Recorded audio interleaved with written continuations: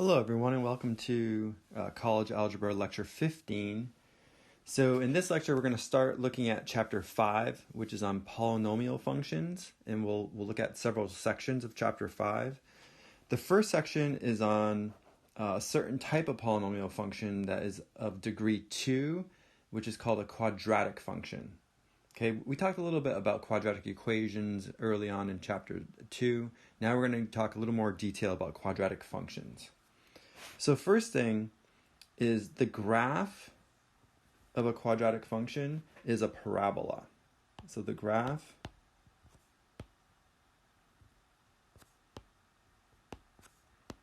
of a quadratic function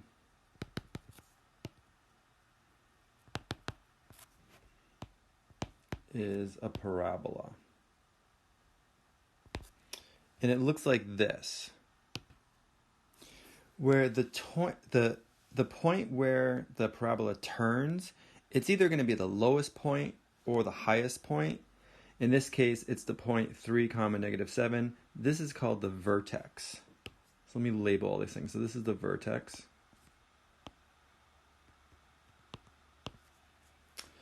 Where the parabola intercepts the x-axis are what, of course, called the x-intercepts, right? So this is an x-intercept, and there's two of them in this case.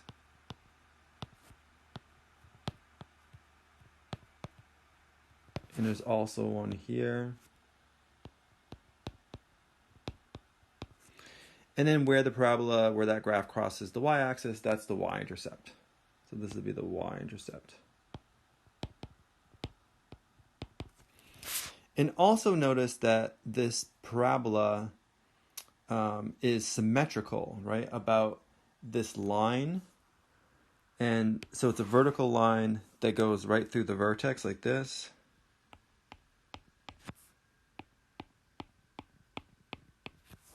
That's called the axis of symmetry.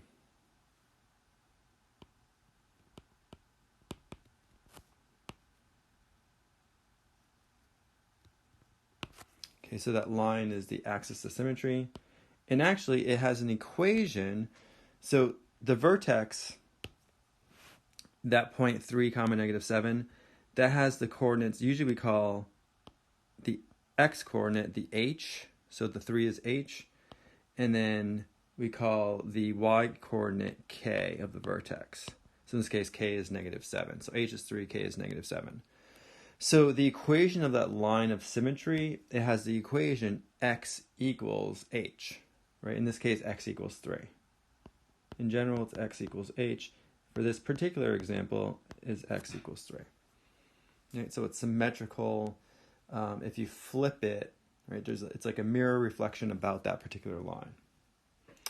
Okay, now there's several forms of the quadratic function, several ways we can write it. So let me write forms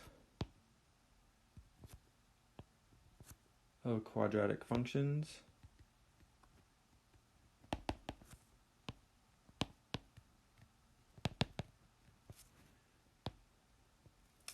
So the most general form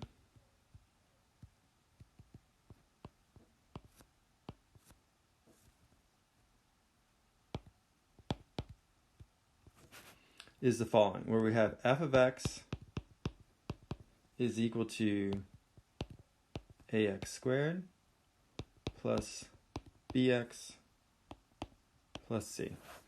So again, it's a polynomial function of degree 2, right? The highest exponent in there is a 2, right? X squared. So that's one way of writing it. Another way is we could write it in what's called vertex form. Some people call this standard form, although the terminology varies depending on the book.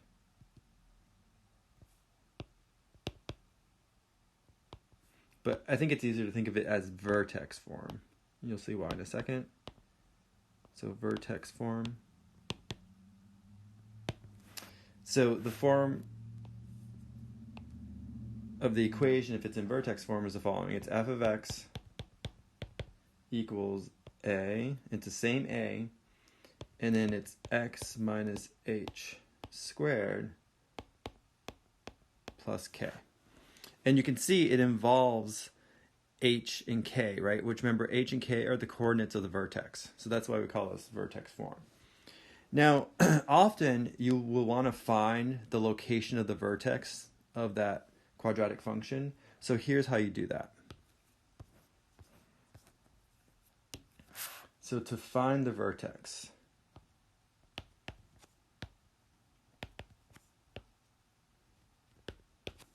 which again is h comma k, what you do is you first find the h, which is like the x coordinate of the vertex, and it's equal to, remember when it's in standard form it involves a, b, and c, it's equal to minus b over 2a.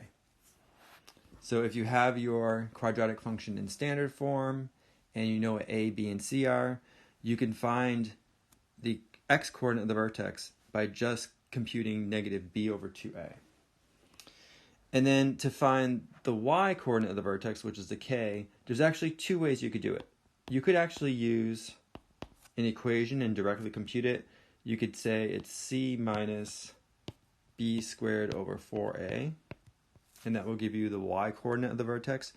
Or probably a better way to do this is just evaluate the original function at h, right? So the k, the output, must be the function evaluated at h. When the input is h, the output should be k. Right, so once you find h, you just plug it back in, and that will give you k. That's really the quickest way of doing it. Okay, so let's look at some possible examples here. One thing you might want to do is convert from general form into vertex form.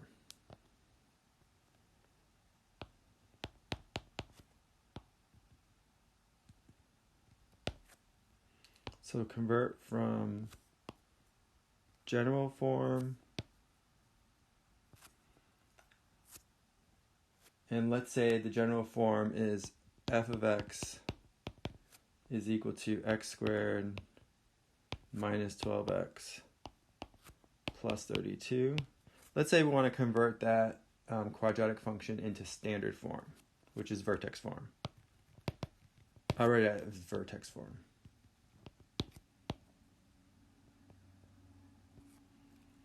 Which is, of course, going to have the form f of x equals a times x minus h squared plus k. Okay, so the first thing we have to do is, if we look at the general form, we can figure out a, b, and c, right? So in general form, remember the a is the coefficient of the x squared term. Well, that's just a 1 in this case, right? So a is equal to 1.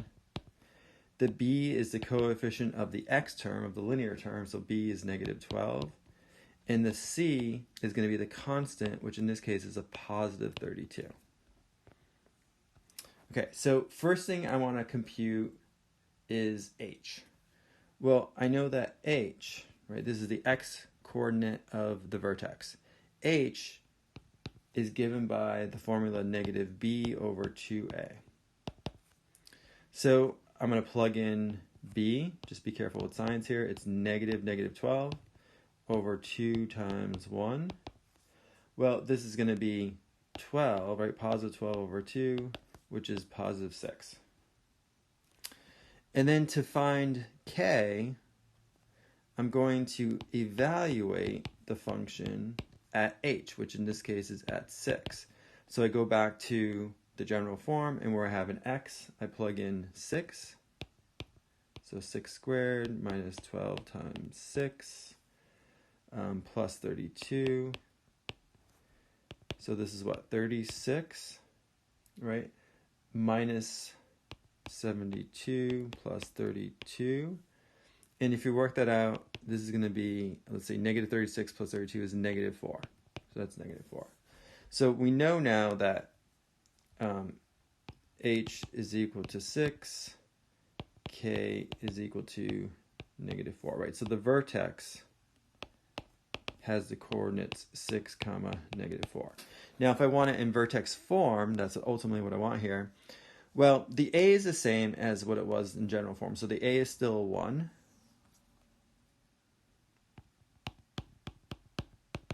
So that's a 1. Then I have x minus h. Well, minus, remember, h is 6. That's squared. And then plus k, so it's plus a negative 4, but I can just write that as negative 4. So that's my answer. This is the equation, same quadratic function, but now it's in vertex form.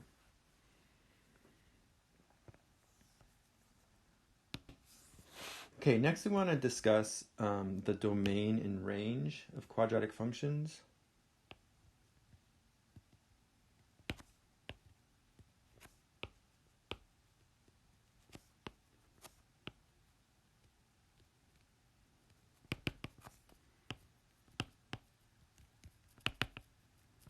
Well, the domain is actually going to be all real numbers, right? So you can input any x into a quadratic function and you'll get a real number output. So the domain is all real numbers. But then we can write that in interval notation as negative infinity to infinity. Like any input, any real number will work as an input, right? So that's a domain.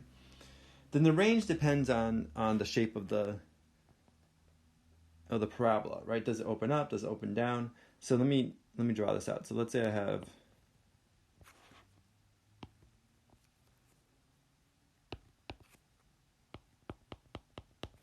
let's say the parabola does this. Let's say it opens up. So if it first of all, if it opens up,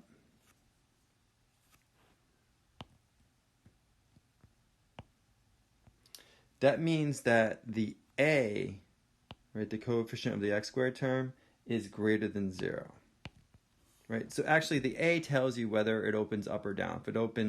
If the a is positive, it opens up. If the a is negative, it opens down. We know that this point right here, right, is the vertex. This is h comma k. So what is the range for this example? Well, the range will be all values from k all the way up to positive infinity, including k, right? So it'll be square bracket k all the way to infinity, right? So any values up there will be fine, right? From k up. Okay, we could also write this as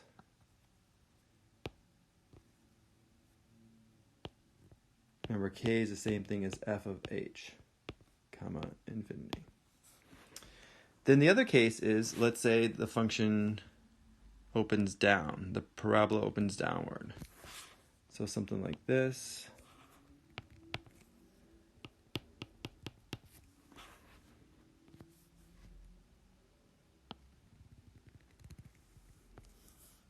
So now this point right here, right, that would be the vertex, h comma k. So the domain again would be all real numbers, negative infinity to infinity. But now the range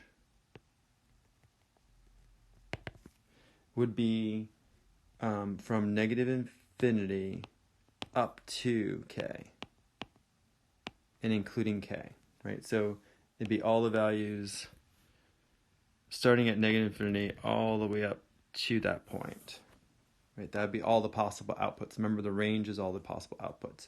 I could also write this as, let me go back to the other color. I could also write this as negative infinity to f of h.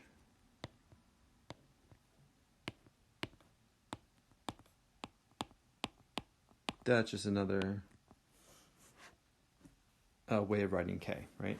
And remember, in this case, since it's open down, what must have been true about the a? The a must have been negative, right? So a must have been less than 0. Okay, so here, let's do an example with this. Let's say I want to find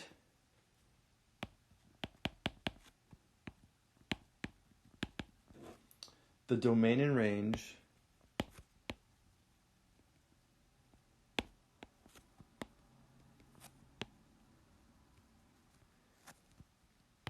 of this quadratic function. F of x is equal to negative 2x squared minus 3x plus 5. Okay, so first thing, the a here, actually let's find a, b, and c. So a is negative 2, right? B is equal to negative 3. And c is positive 5. Since the a is equal to negative 2, that means the a is less than 0. So we know that it opens down. Okay, so we know that the parabola opens downward. So domain is easy, right? We know the domain for any quadratic function, the domain is going to be all real numbers. So from negative infinity to infinity. Now I have to figure out the range. Well, to figure out the range, we need to know the k, right? And then either if it opens down, it's going to be from negative infinity up to k. If it opens up, it'll be from k to positive infinity. So how do we figure out the k? Well, remember, we can compute it. We first find h, the x coordinate of the vertex, which is minus b over 2a. So in this case, it would be minus a negative 3 over 2 times negative 2. So that's going to be negative, let's see, it'll be a 3 over negative 4, but then I can write that as negative 3/4, right? So negative 3/4. Then to find k, the easiest way is to plug in h. So I go back to my original function and I want to evaluate it when the input is negative 3/4. So this will be negative 2 times negative 3/4 squared minus 3 times negative 3/4 plus 5. So if you work this out, right, this is going to be negative 2 times 9/16 minus 3 times negative 3/4 plus 5. I'll finish it over here. So this is going to be negative 18 over 16 plus 9 over 4 plus 5. Right? Think of it as 5 over 1. Now let me rewrite everything with the same denominator, lowest common denominator, which in this case is 16. So this is going to be negative 18/16 plus 36/16 plus 80/16. And that ends up being 49/8. Okay, so remember, that was k, right? And since this opens down, then I know the range, all the outputs, can be from negative infinity up to k, so up to 49/8, including it, right? So that would be the range. So domain is negative infinity to positive infinity. The range is negative infinity to positive 49/8, including that particular endpoint.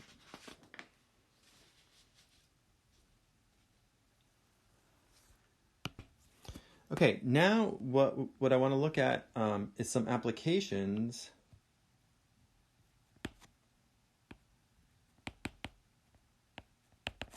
where we determine maximum and minimum values if we can model our equation as a quadratic function.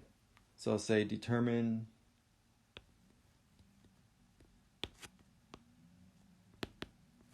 the maximum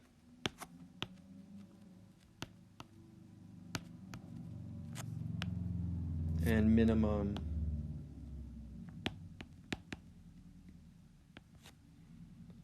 values of quadratic functions.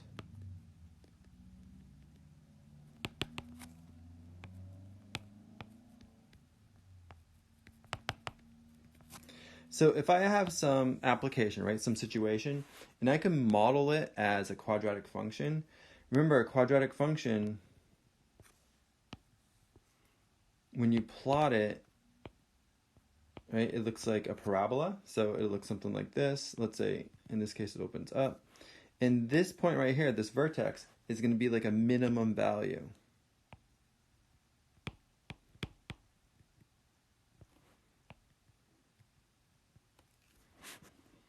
And then if it opened down,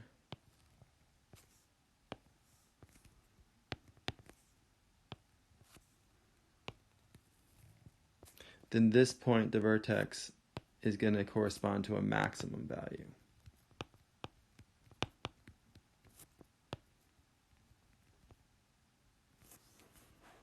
Okay, so there often are situations, let me write this again, opens up, opens down. There are often situations where we can model the problem as a quadratic function, and then we can optimize it. We can find a minimum or finding a maximum, and that really just involves finding the vertex. Okay, so here's an example. Okay, so in this example, we want to find the dimensions of the rectangular corral producing the greatest enclosed area, given the fact that we have 200 feet of fencing. So we want to maximize the area of the enclosure if we have 200 feet of fencing to work with, okay?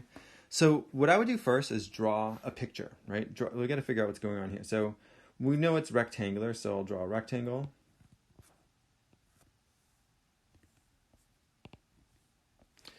And in general, right, this rectangle has a length, I'll just call it L, and a width, W.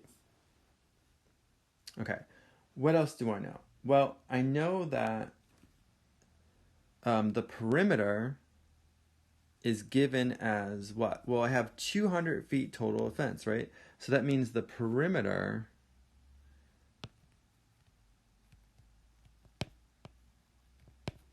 is equal to 200 feet.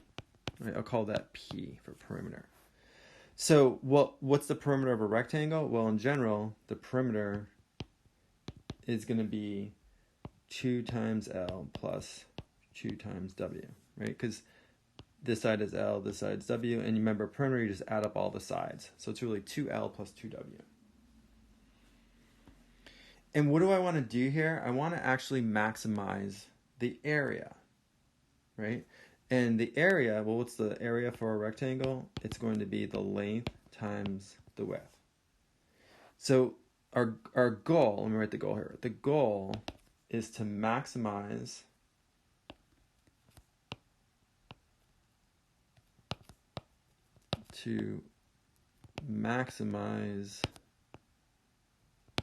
the area, right, of this enclosure given the constraint that we have 200 feet of fencing. Okay, so let's write the area just in terms of one variable. Let's write the area just in terms of length.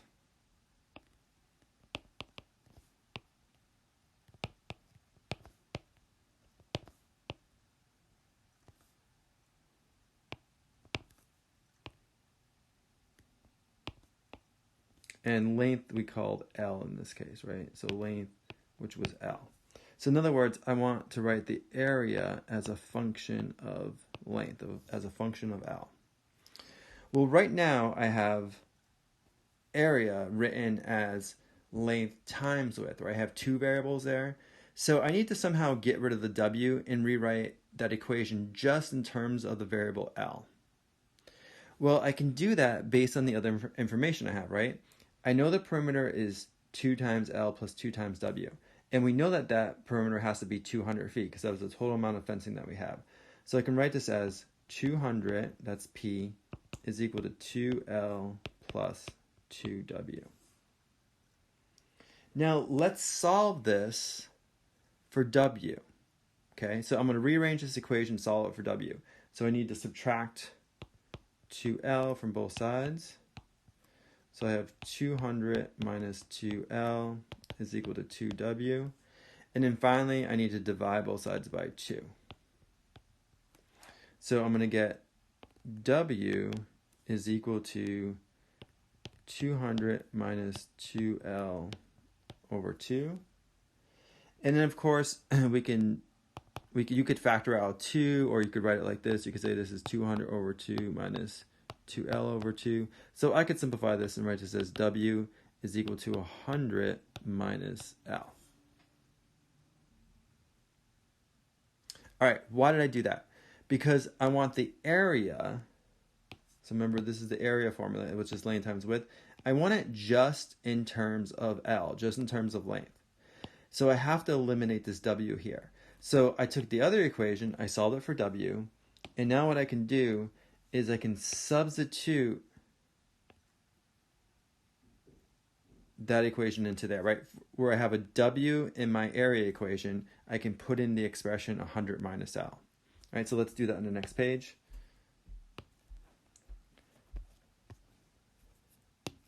So again, as a reminder, I have A equals L times W, and we just found that W is equal to 100 minus L. So if I substitute this in, I'm going to get A is equal to L times 100 minus L. If I distribute the L, this is A is equal to 100L minus L squared. Okay, or if you want, you could write it as minus L squared plus 100L, right? Either way, it doesn't matter. But this is exactly what we want to know, right? So now I have A just in terms of one variable, in terms of L, and notice that it is a quadratic function now, right?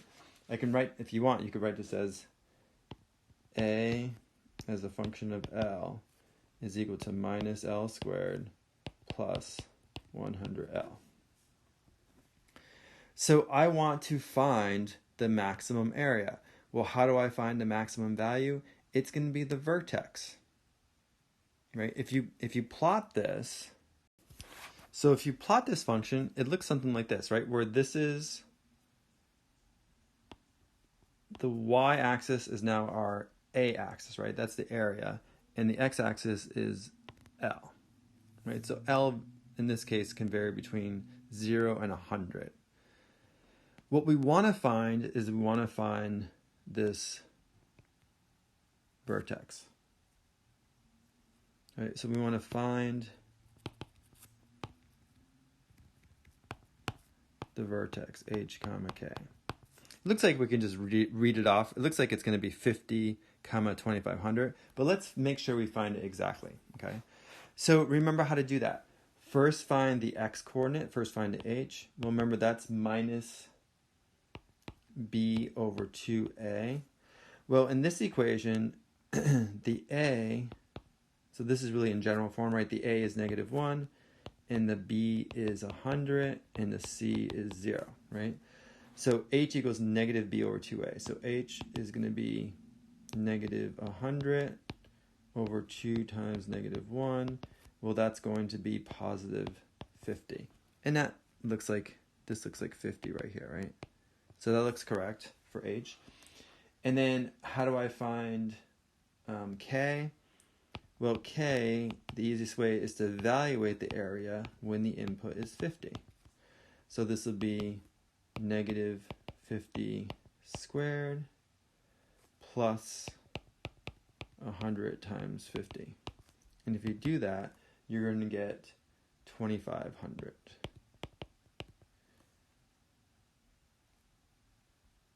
Okay, so 2,500.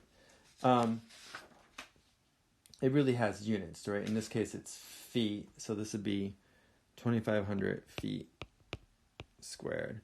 Really, this is area in feet squared, and length would be in feet. And that's kind of what we see here, right? Once we plotted it, if you look over here, the y coordinate, or the a coordinate in this case, is 2,500, and the x coordinate is 50. So you should do it algebraically, because sometimes it's not so nice, like the numbers are not so nice where we can clearly see them. But in this case, we definitely did find that the h was 50 and the k was 2,500. Okay, so how does this answer our question? Well, we know when L is 50, the area of that enclosed corral is a maximum, right? So when L is 50,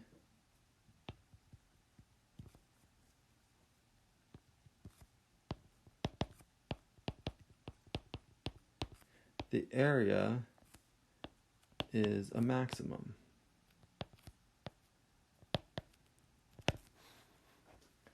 So I want the dimensions, right, of that corral. So how do I find the width? Well, we know earlier, we derived the formula for width. It was 100 minus L.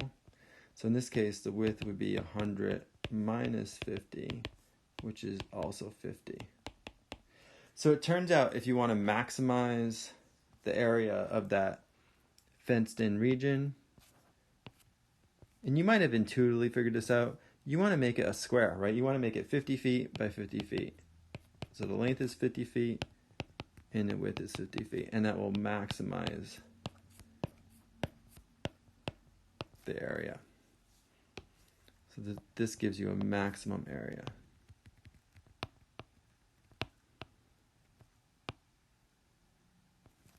Any other shape would not work, right? So if you had, there's many other possibilities, right? You could have, let's say, 90 feet for the length, 10 feet for the width, right? That would add up to 200 feet of fencing. But in this case, the area would only be 900.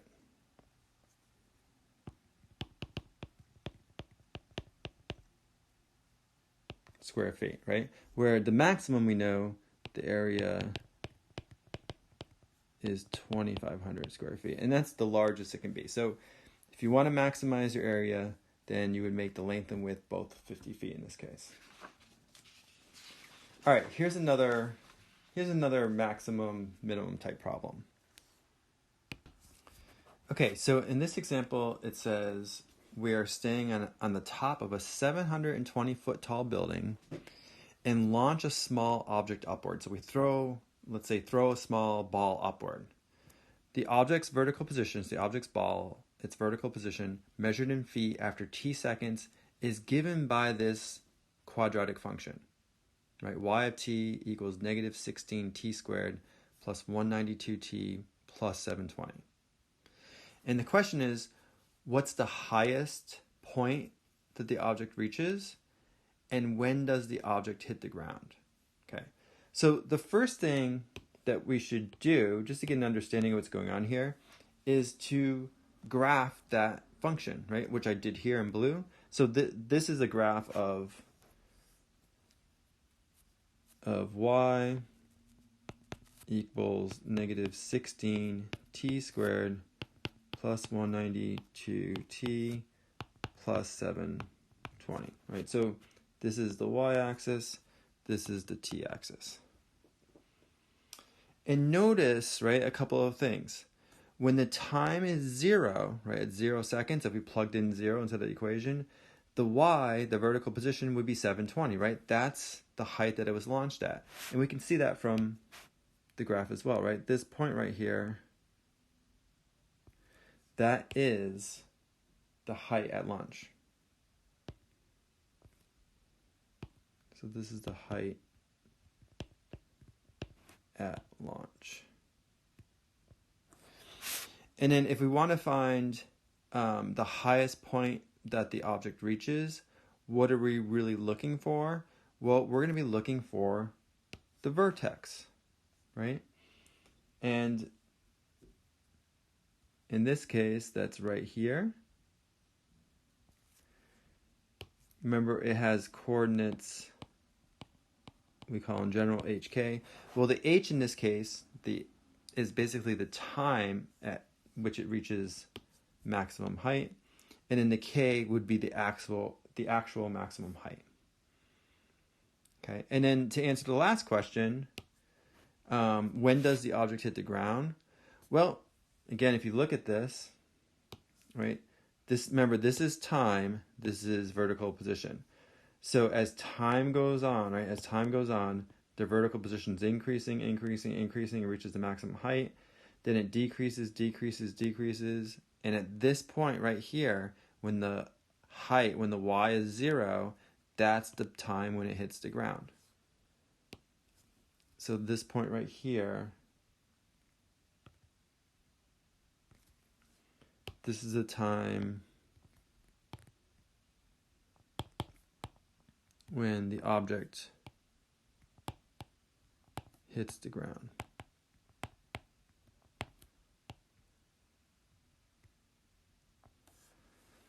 Okay, so to answer the first question, we need to find the vertex, right?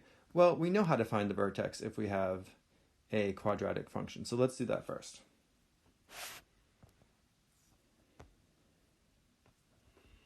So we first find h.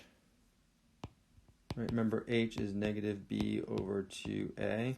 But in this case, a was what? A was negative 16, right? B was 192, and C was 720. Okay, so h is going to be negative 192 divided by 2 times negative 16. And if you work that out, it turns out it's a positive 6. Okay, so we know that the ball reaches maximum height in 6 seconds, right? That's what it tells us. Now, how do I find the actual maximum height? Well, I find the k, right? The k is the y component of the vertex, which in this case is going to give me the maximum height, right? It's going to give me this value here, okay. Well, to find k, I can simply plug in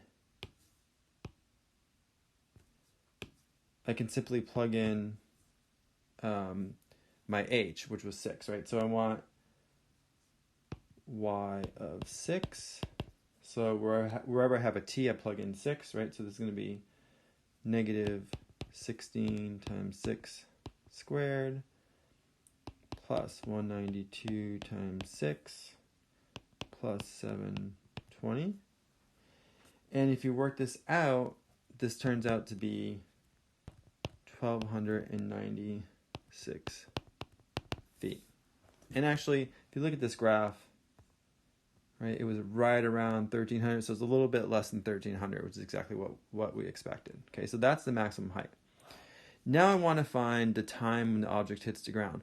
Well, again, looking at the graph, it looks like it's around 15 seconds, but let's make sure we can solve that correctly, get that time. So how do I figure out the time? Well, I need to solve, right? I need to solve that quadratic function for t when the y, the output, is equal to 0. So I need to solve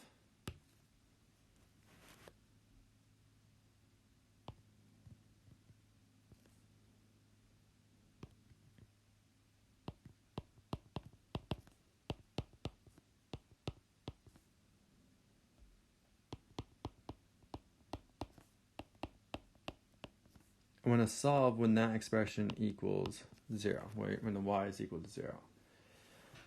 Okay, so how do we do that? Well, there's a couple of options, right? In this case, because you have such large numbers, you could probably just use technology, like maybe Wolfram Alpha, or you could solve, if you can solve this is just a quadratic equation, right? You could solve this on a calculator, or if we had to, one possible solution would be to use the quadratic formula, right? So we could say t is equal to, remember, it's negative b plus or minus the square root of b squared minus 4ac all over 2a.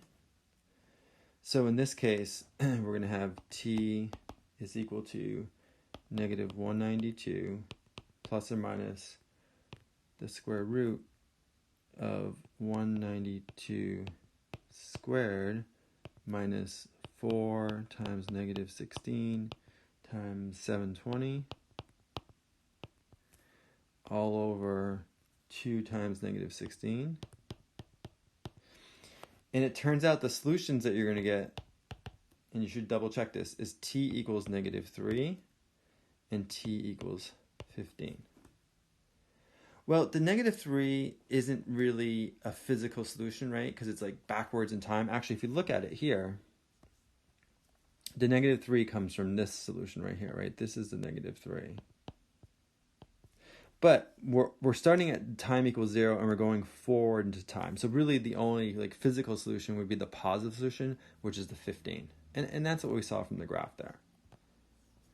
So the object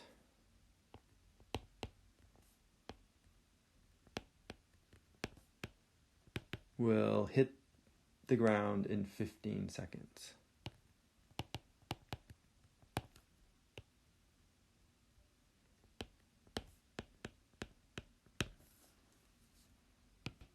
Okay, the next thing I want to talk about is finding the x and y intercepts of a quadratic function. So basically there's 3 cases, right?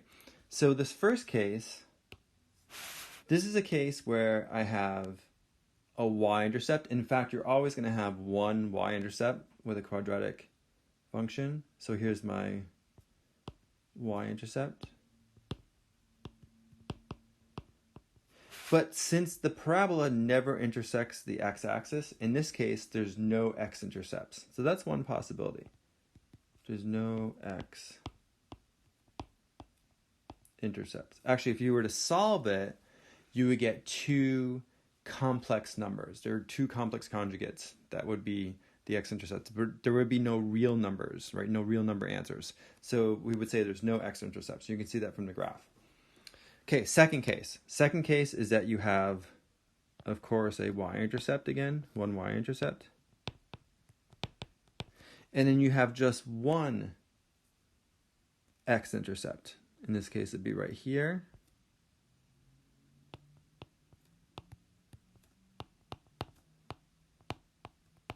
And in this case, this is actually called a double root.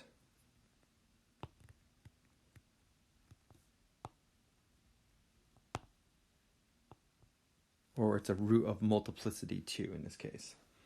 All right, so that's the second case. Just one x-intercept, like it's a double solution, right? Double root.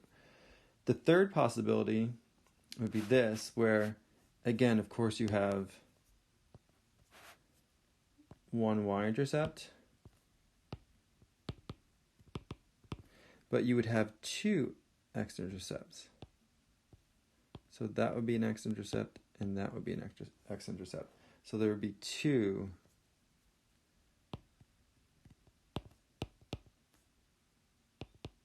x-intercepts.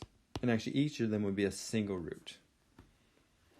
Okay, so let's do some examples with this, like finding the x and y intercepts. And we kind of talked about this earlier in chapter 2, right, when we talked about quadratic equations. So most of this is review. So let's say you're given this quadratic function.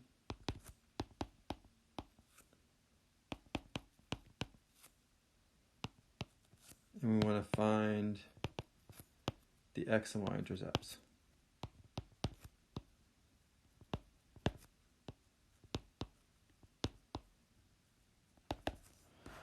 Okay, let me start off with y-intercept because that's sort of the easier one, right? So for the y-intercept, and remember, I can write this function if I want. I can give f of x a name. I can say call it y. So I have y equals negative x squared plus 6x minus 8. So if I want to find the y-intercept, then I set x equal to 0, right? And I solve for y.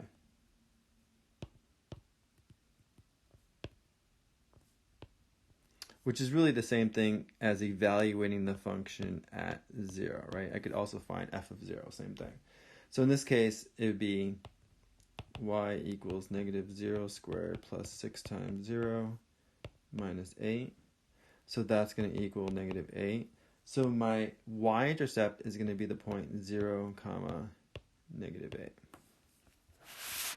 Okay, what about the x-intercept? Well, here I do the opposite, right? I set the output, I'm going to call it y equals 0, and solve for x. So now in this case, I have negative x squared plus 6x minus 8 equals 0. And I want to solve that for x. There's a bunch of different ways. Remember, we covered all of these in chapter 2 when we talked about quadratic equations.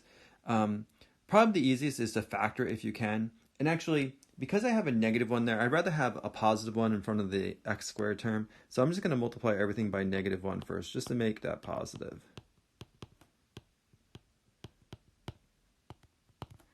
Remember to do both sides, right, by negative 1. So if I do that, if I distribute in negative 1, this will be x squared minus 6x plus 8 equals 0. And now I can factor, right? So it looks like this is factorable. This is the quickest way to do it if you can. If you can't factor it, then just go to quadratic formula. So this would be x times x, right? And then I want two things. The multiply will give me positive 8, and added will give me negative 6. Well, negative 2 and negative 4 will work in this case. So that means x minus 2 equals 0. That's one possibility. X minus 4 equals 0. That's the other possibility. Well, this first one is going to lead to x equals 2. And the second one will lead to x equals 4. So in terms of the actual coordinates for my x-intercepts, it's going to be 2, 0, and 4, 0. Those will be my two, in this case, two x-intercepts. And then this is going to be my, oops, I don't know why I wrote infinity there. This should be 8, right? Minus 8.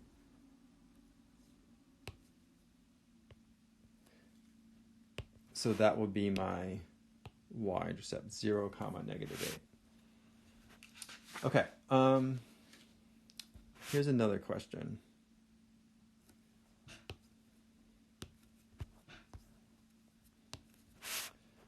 So let's say you're given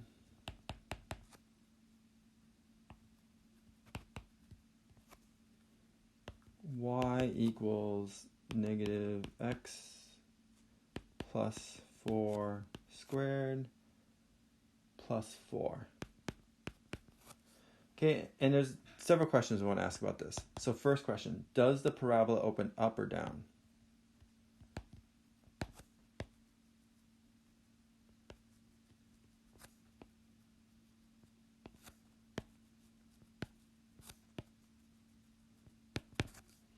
Second question, let's find the vertex.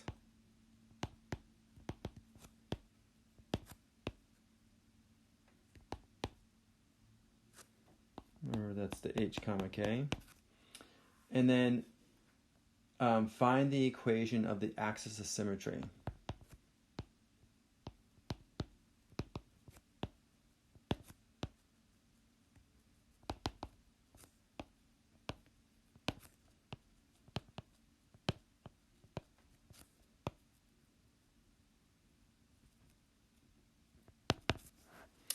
Okay, so A. Well, first of all, do you guys recognize that this is in vertex form, right? It has, remember, the vertex form is y equals a times x minus h squared plus k. So what it's saying is that the a is negative 1, right? The h is got to be a negative 4, right? Because if I have minus negative 4, that will give me the plus 4 that I have in my equation. And then the k has got to be a positive 4. So what tells me whether it opens up or down? That's the A, right? Since the A is less than 0, then we know that it opens downward.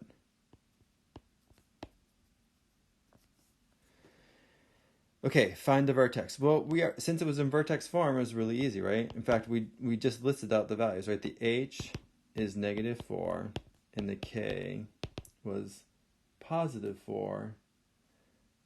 So the vertex is the point negative 4, positive 4. So very easy if it's in vertex form. And then remember, the axis of symmetry, it has the equation, it's a vertical line, right? So it has the equation x equals a constant. And what is that constant? That constant is just h. So in this case, the equation for the axis of symmetry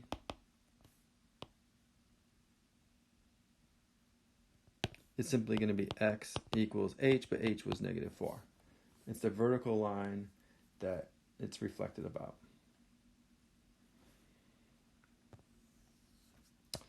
Okay, another example. Let's say I want to graph this quadratic function. F of x is equal to 2 times x plus 1 squared. Well, this is in vertex form, right? In fact, we know that a is equal to 2. H is going to be a -1, right? And because I can think of it like this, right? I can think of this as 2 times x minus a -1 squared. Because x minus a -1 is the same as x plus 1. And the h, remember, it's always x minus h. So h is -1. And then plus k, but what am I adding to it? Nothing, right? 0. So k is 0 in this case. So that means the vertex has coordinates, right? It's always h comma k. So in this case, it has coordinates -1 comma 0. What else do we know? Well, we know that it opens, since a is greater than 0, it opens up. What else do we know? Well, we could also find the y-intercept, right? I just do that by setting x equal to 0 and solving. So basically I want to solve, we usually call it y, right? So I could say this has the formula y equals 2 times x plus 1 squared. So if I plug in 0, this is just going to be 2 times 1, which is 2. So the y-intercept has coordinate 0, 2. So if I put all those things together,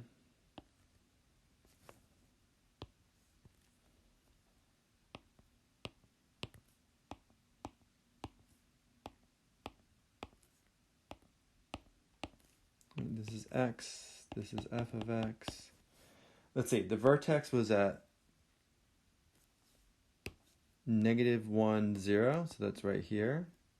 The y-intercept is at 0, 2. And I know that it has to open upward, right? I know it's a parabolic shape, so it's going to be something like that, right? It turns there. It's hard to draw it when it's that close, but it's something like that. Here, let me do it on Desmos and give you an exact. So this is much nicer, right? So it looks like this, right? So it has a vertex at -1, 0. It has a y-intercept at 0, 2, and it's a parabola that opens upward, right? So that would be the graph of that particular function. Okay, and then let's do one more problem where I give you the graph and we have to figure out the equation of the parabola. Okay, so in this case, let's say right, this is x-axis, this is the y-axis, and that's the graph, right, of the parabola. I want to find the quadratic function that corresponds to that graph. So what I could do is, it looks like it's pretty obvious what the vertex is, right? So in this case,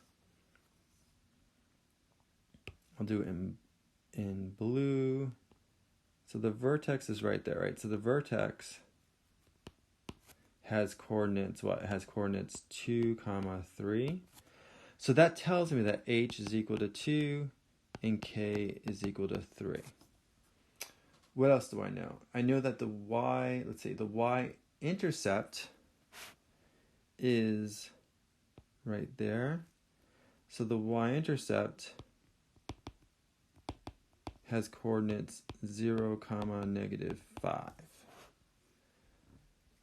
Okay, it looks like it opens downward, right? So it opens down. So we expect A to be what? Well, A should be negative, right? If we figure out A, it should be negative because it opens downward. Okay, so that should be enough information to figure out the equation, right? The function of that parabola. So let me start by writing, in general, right? I can say f of x, or I can call it y, is equal to a times x minus h squared plus k. So I just put it in vertex form. Well, remember, we know what h and k are, right? Because we know that vertex is 2, 3. So let me plug those values in. So I have y is equal to, I don't know what a is, but I know that h is 2, and I know that k is 3. Okay? So actually, I'm almost there, right? If I can figure out a, then I have my equation. I'll have the function that corresponds to that parabola. Well, how do we find a? Well, we do know another piece of information, right? We know the y-intercept. So if I plug in the points for x and y for the y-intercept, that will allow me to find a, right? Because that y-intercept has to satisfy that equation. It lies on that parabola, so it has to satisfy that equation. So it will allow me to find a.